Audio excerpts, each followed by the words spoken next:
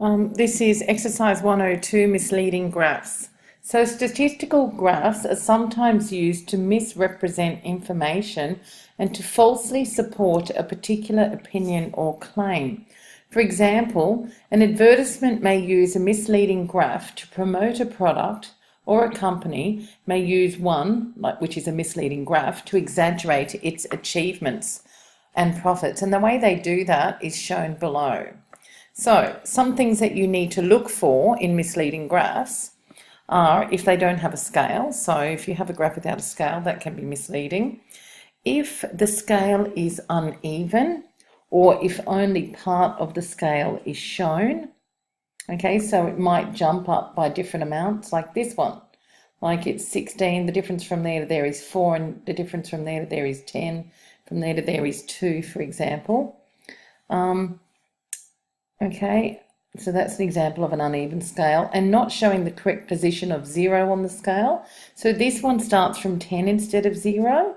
This one also doesn't start at 0. Neither, this one does start at 0 because it would be 0, 10, 20.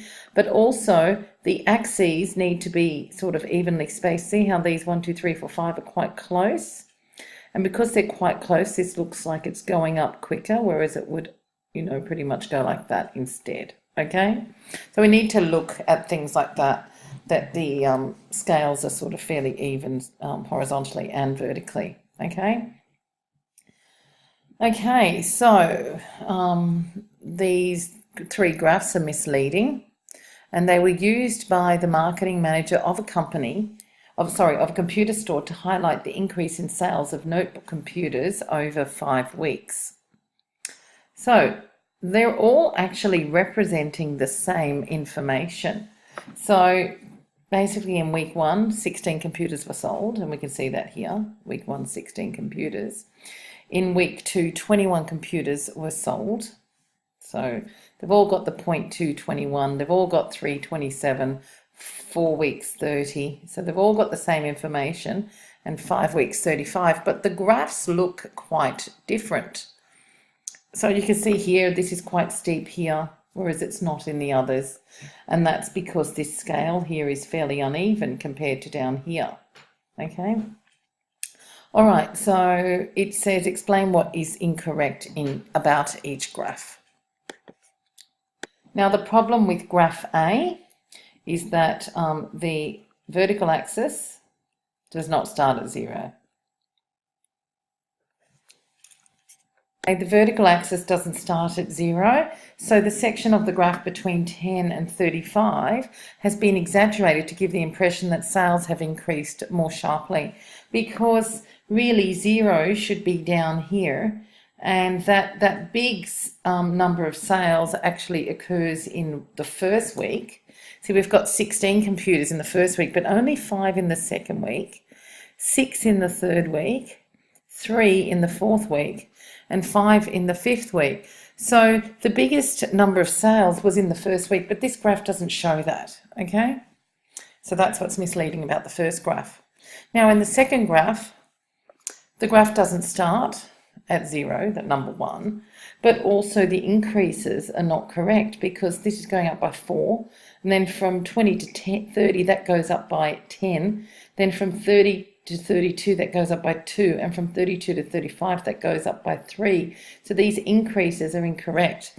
And the effect on the graph is that, for example, in week 5, there's only 5 computers sold, but this is the biggest increase on your graph. It's the steepest.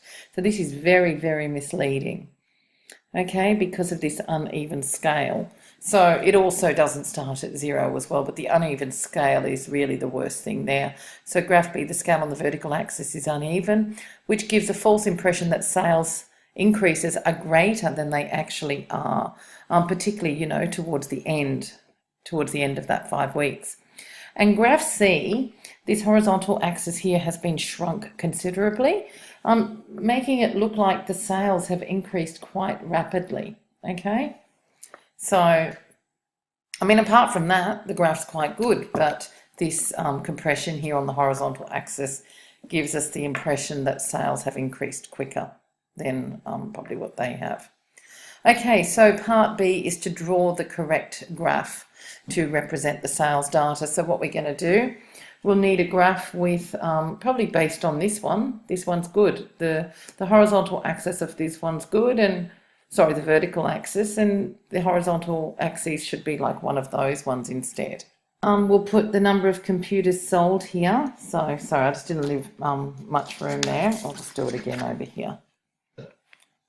Okay, so of course, just making sure here, just mark off your numbers evenly, like 1 centimetre each, for example. And same with your horizontal axis.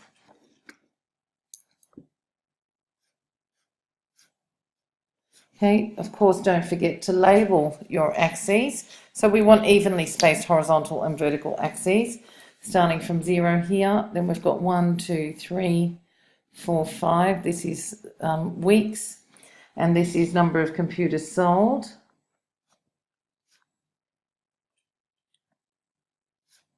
And making sure that that goes up by the same amount.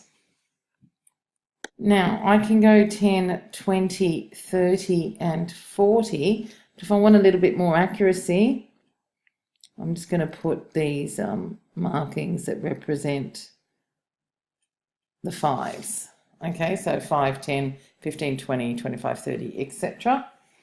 Okay, so we've got week 1, 16, so that's 15, so just a bit higher than 15.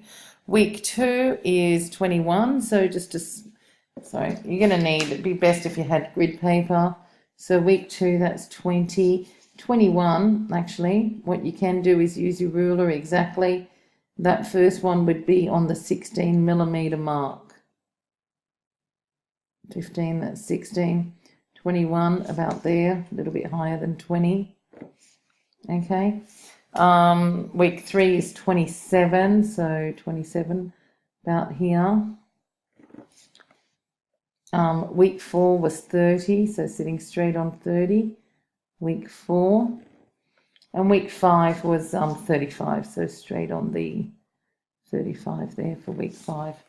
Okay, so you can see that sales are actually slowing down as the time goes by, not speeding up like some of those other graphs showed. Okay. Okay, there you go. Should look something like that. Okay, that is a more accurate representation. As I said, you want an even scale, and make sure that you start at 0 and that your axes aren't compressed.